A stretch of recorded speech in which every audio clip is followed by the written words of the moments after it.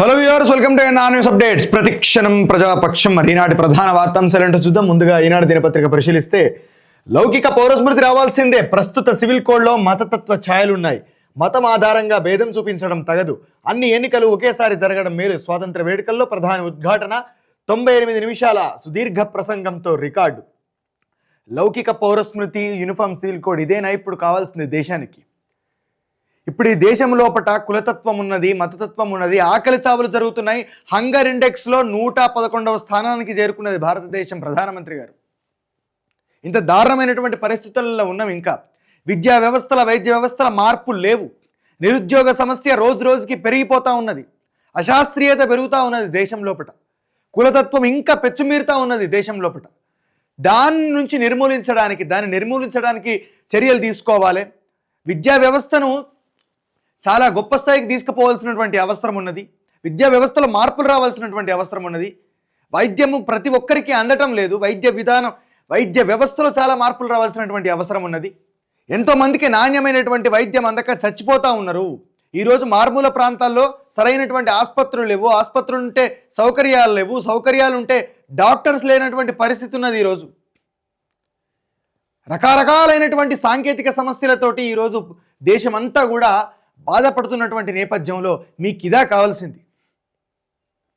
నిరుద్యోగం ఏడవ బీసీ కులగణన కావాలి కదా ఫస్ట్. ఈ దేశంలో 52% ఉన్నటువంటి బీసీలు ఈరోజు అన్ని రంగాల లోపల వెనకబడి ఉన్నారు. రాజకీయ రంగం లోపల సామాజికంగా, రాజకీయంగా, ఆర్థికంగా వెనకబడి ఉన్నటువంటి బీసీలకు న్యాయం జరగాలంటే బీసీ కులగణన జరగాలి కదా. దాని గురించి ఎప్పుడు మాట్లాడతారు మీరు? ఎస్సీ వర్గీకరణ అంశం మీద మీరు మాటిచ్చి సుప్రీంకోర్టు నెరవేర్చేదాకా మీరు ఎటువంటి నిర్ణయానికి రాలేనటువంటి పరిస్థితి వచ్చింది మీకు. ఈడబ్ల్యూఎస్ రిజర్వేషన్ మాత్రం రాత్రికి రాత్రి తెచ్చుకున్నారు. ఈ దేశంలో ఉన్నటువంటి 70% ప్రజానీకానికి మతం పేరిట కాదు, వారి యొక్క సామాజిక వెనుకబాటుతనానికి గురైనటువంటి పరిస్థితుల నేపథ్యంలో న్యాయం జరగాలన్నటువంటి ఉద్దేశం మీకు ఎప్పుడొస్తుంది?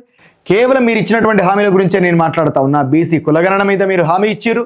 ఏటా 2 కోట్ల ఉద్యోగాల భర్తీ చేస్తామన్నటువంటి హామీ కూడా మీరే ఇచ్చారు. కాబట్టి మీరు దాని గురించి మాట్లాడాలి, దాని గురించి ప్రస్తావన చేయాలి. మీరు ఒక గొప్ప గౌరవప్రదమైనటువంటి స్థానంలో ఉన్నారు కాబట్టి. కేవలం 12% ఉన్నటువంటి వ్యక్తులు ఈరోజు దేశానికి ఏదో అన్యాయం చేస్తున్నారని చెప్పనంటే, మరి ఈ దేశంలో 50-70% ఉన్నటువంటి వ్యక్తులందరూ కూడా ప్రతి సమస్య ముస్లిం వల్లనే వస్తున్నదా? ఈరోజు బీసీ కులగణన అనేటటువంటి విషయం ముస్లింల వల్ల ఏర్పడేటువంటి సమస్యనా? ఎస్సీ వర్గీకరణ అంశం ముస్లింల వల్ల ఏర్పడేటువంటి సమస్యనా? ఈ దేశంలో ఇంకేదైనా అన్యాయం జరిగితే, న్యాయ వ్యవస్థలు కావచ్చు, పోలీసు వ్యవస్థలు కావచ్చు, ఇంకే న్యాయం జరిగినప్పటికీ కూడా అది కేవలం ముస్లింల వల్ల ఏర్పడుతున్నటువంటి సమస్యనా? కాదు కదా. ఏంటిది? తీసుకునేటటువంటి ప్రతి నిర్ణయం కూడా ఈ దేశాన్ని 2 వర్గాలుగా చీల్చేటటువంటి, ఈ దేశంలో ఉన్నటువంటి 2 వర్గాల మధ్య విభేదాలు సృష్టించేటటువంటి అంశంగానే మారుతుంది తప్పించి ఒక్కటి కూడా సమన్వయంతో, సమానత్వంతో కలిసిమెలిసి ఉండేటటువంటి అంశానికి సంబంధించినటువంటి ఘర్షణలు లేనటువంటి నిర్ణయాలు ఎప్పుడు కూడా తీసుకోబడట్లేదు. కాబట్టి మీ రాజకీయాల కోసం, మీ రాజకీయ లబ్ధి కోసం ఈ దేశంలో ఉన్నటువంటి ఒక 2 వర్గాల మధ్య, ప్రధానమైనటువంటి వర్గాల మధ్య చిచ్చు పెట్టడం అనేది, వాటితో రాజకీయాలు చేయడం అనేది ఎట్టి పరిస్థితుల్లో కూడా ఈ దేశ రాజకీయాలకు ఆరోగ్యకరమైనటువంటి విషయం కాదని చెప్పి ఈ సందర్భంగా విన్నవిస్తా ఉన్నా. రైతన్నలకు రుణ విముక్తి, 27 రోజుల్లోనే అన్నదాతల ఖాతాలో రూ. 18,000 కోట్లు జమ, మాట తప్పలేదు, మడమ తిప్పలేదు, సవాల్ చేసిన హరీష్ రావు రాజీనామా చేయాలి, లేదంటే అమరవీరుల స్తూపం వద్ద ముక్కు నేలకు రాయాలి, 2026 15 ఆగస్టు లోపు సీతారామ ప్రాజెక్టు పూర్తి చేస్తాం వైరా బహిరంగ సభలో ముఖ్యమంత్రి రేవంత్ రెడ్డి. ఎట్లా నమ్మాలి దాన్ని? ఏ రకమైనటువంటి ఒక శ్వేతపత్రం ఉన్నదా? వైట్ పేపర్ రిలీజ్ చేసిరా దాని మీద? లేకపోతే లెక్కున్నదా? పత్రం ఉన్నదా? ఆధారం ఏంటి? మీరు 2 లక్షల రుణమాఫీ ప్రతి ఒక్కరికి చేసినాం, ప్రతి రైతుకు కూడా రుణమాఫీ జరిగిపోయింది అర్హత కలిగినటువంటి వ్యక్తికి అని చెప్పి ప్రజలు చెప్పాలి కదా, ప్రజలు అనాలి కదా. మాకు రుణమాఫీ జరిగిందని చెప్పారంటే కొంతమందికి జరిగి ఉండొచ్చు, ఓకే. కానీ పూర్తి స్థాయిలో మేము ఎవ్వరు కూడా అసలుగా రుణం అనేది లేకుండా ఈ రాష్ట్రంలో ఉన్నటువంటి ప్రతి లబ్ధిదారుకు మేము ఆ రైతు రుణమాఫీ చేసినామని చెప్పారంటే ఎట్లా? దానికి ఏ రకమైనటువంటి లెక్క ఉన్నది మీ దగ్గర? మీ యొక్క ఘర్షణతో కూడుకున్నటువంటి సవాళ్ళు ఏవైతే ఉన్నాయో వాటిని నిరూపించుకోవడానికి ఇట్లాంటి మాటలు చెప్పడం కాదు, ప్రతి విషయాన్ని కూడా ఇట్లా సవాల్గా స్వీకరించి ఏ రకమైనటువంటి మార్గదర్శకాలు పాటించకుండా ఇట్లాంటి నిర్ణయాలు తీసుకోవడం వల్ల ఏర్పడేటటువంటి పరిణామాలు చాలా తీవ్రమైనటువంటి నష్టాలను మిగులుస్తాయి. కాబట్టి ఇట్లాంటి తొందరపాటు నిర్ణయాలు, ఇట్లాంటి ఘర్షణపూరితమైనటువంటి నిర్ణయాలు అవసరం లేదు.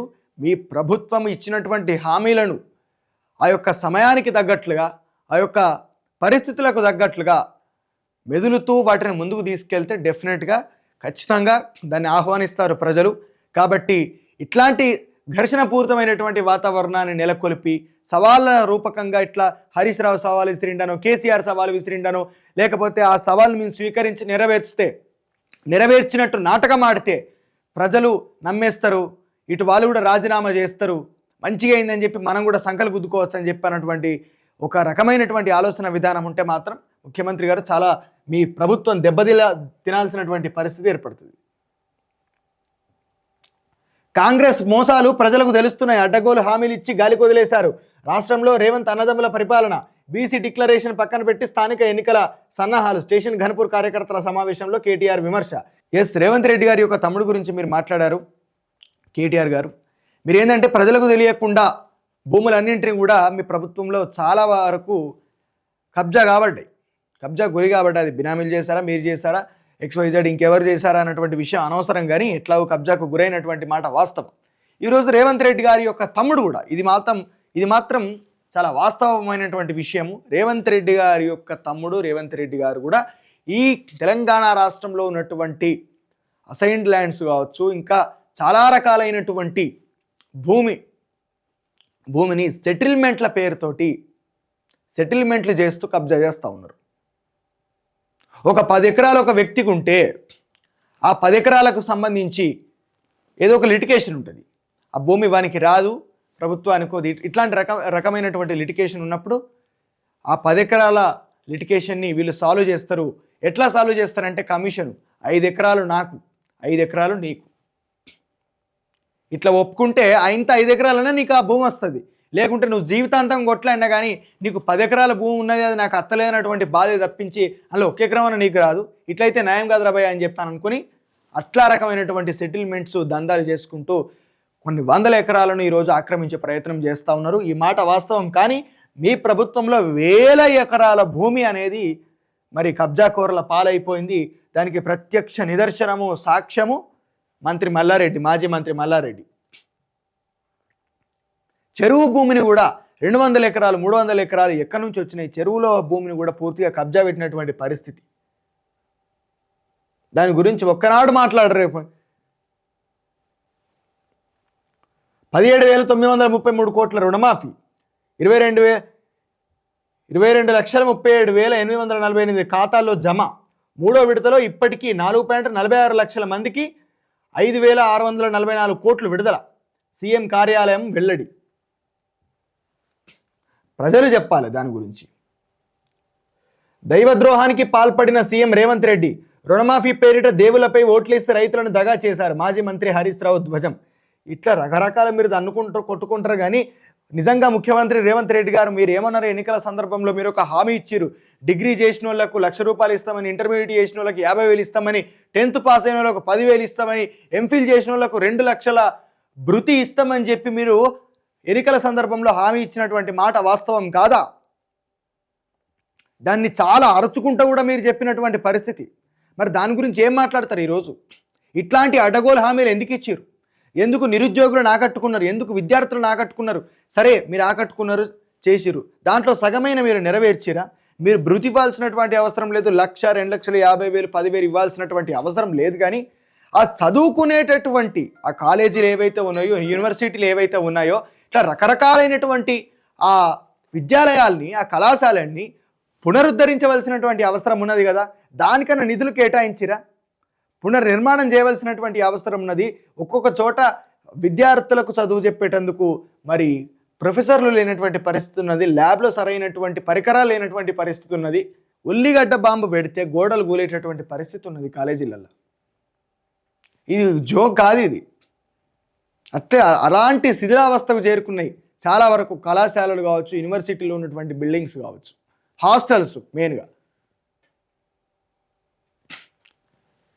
వాటి మీద మీరు నిధులు కేటాయిస్తారనుకుంటే ముష్టి వేసిరు వాళ్ళకు. స్వేచ్ఛా స్వాతంత్రాల విలువను బంగ్లాదేశ్ పరిణామాలు గుర్తు చేస్తున్నాయి సిజేఐ.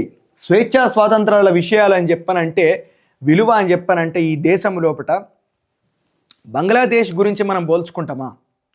బంగ్లాదేశ్తోని భారతదేశానికి పోలిక, పాకిస్తాన్ తోటి భారతదేశానికి పోలిక, శ్రీలంక తోటి భారతదేశానికి పోలికనా?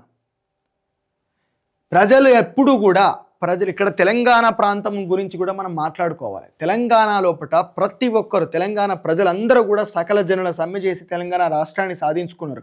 ఒక్కసారి ప్రజలకు కోపం వచ్చిందంటే, బంగ్లాదేశ్లో పరిస్థితి అనేది ప్రభుత్వానికి వ్యతిరేకంగా ప్రజలు పోరాటం చేయడం వల్ల వచ్చింది.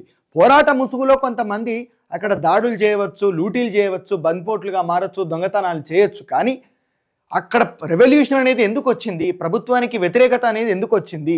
ఎందుకు షేక్ హసీనా పారిపోయి భారతదేశం రావాల్సినటువంటి పరిస్థితి ఎందుకు వచ్చింది? ఎందుకు సైనిక తిరుగుబాటు జరిగింది అక్కడ? ఈ విషయాలు పరిగణనలోకి తీసుకోవాల్సినటువంటి అవసరం లేదా? వాళ్ళు ముస్లింలు అయినంత మాత్రాన, ఆ దేశం లోపల రెవల్యూషన్ వచ్చినంత మాత్రాన, దేశం లోపల ఒక పోరాటం కొనసాగినంత మాత్రాన వాళ్ళు ఉగ్రవాదులా? కాదు కదా. సామాజిక పరిస్థితుల నేపథ్యంలో వాటిని అర్థం చేసుకొని ఇప్పుడున్నటువంటి పరిస్థితులకు అనుగుణంగా అక్కడ రిజర్వేషన్లు ఇవ్వాలన్నటువంటి ప్రతిపాదనను ప్రభుత్వం దగ్గరికి తీసుకొచ్చినప్పుడు దాన్ని సరిగ్గా లీడ్ చేయనటువంటి షేక్ హసీనా ప్రభుత్వము, పైగా ఆ విద్యార్థుల మీద, పోరాటం చేసేటటువంటి వ్యక్తుల మీద ఉగ్రవాదుల ముద్ర వేసి ఇష్టం వచ్చినట్టు మాట్లాడడము, ఒక నిర్ణయానికి రాకపోవడము, నియంతృత్వంగా వ్యవహరించడమే ఈరోజు ఆ దేశం లోపల రెవల్యూషన్ రావడానికి కారణమైంది.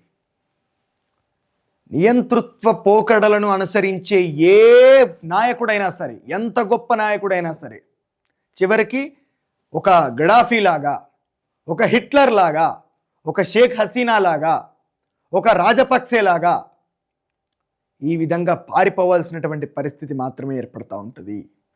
కాబట్టి ప్రజాస్వామ్యబద్ధంగా ఉన్నటువంటి దేశంలో, భారతదేశంలో అట్లాంటి పరిస్థితి రావద్దు, రాకూడదనే అనుకుందాం. నియంతృత్వంగా వ్యవహరించి మేము ప్రజాస్వామ్యాన్ని ప్రక్షాళన చేస్తాము, లేకపోతే ఇంకా రకరకాలైనటువంటి నిర్ణయాలను తీసుకొని ఇంకా దీన్ని మా యొక్క లక్ష్యాలను చేరుకునేటటువంటి పరిస్థితికి దేశాన్ని తీసుకొస్తాము అని చెప్పి మాత్రం అనుకుంటే, ఇక్కడి ప్రజలు బంగ్లాదేశు భారతదేశంలో ఉన్నటువంటి ఒక రాష్ట్రంతో సమానం మాత్రమే. అర్థం చేసుకోండి. ఈ దేశంలో 170 కోట్ల మంది ఉన్నారు. 100 కోట్ల మంది ఖచ్చితంగా ఈ దేశంలో రెవల్యూషన్ తీసుకొస్తారు.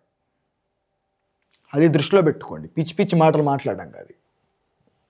ఇవి ఈనాటి ప్రధాన వార్తాంశాలు. ఇలాంటి న్యూస్ కోసం లైక్ చేయండి, షేర్ చేయండి, సబ్స్క్రైబ్ చేయండి. Stay tune to NR news updates. ప్రతిక్షణం ప్రజాపక్షం. Thank you.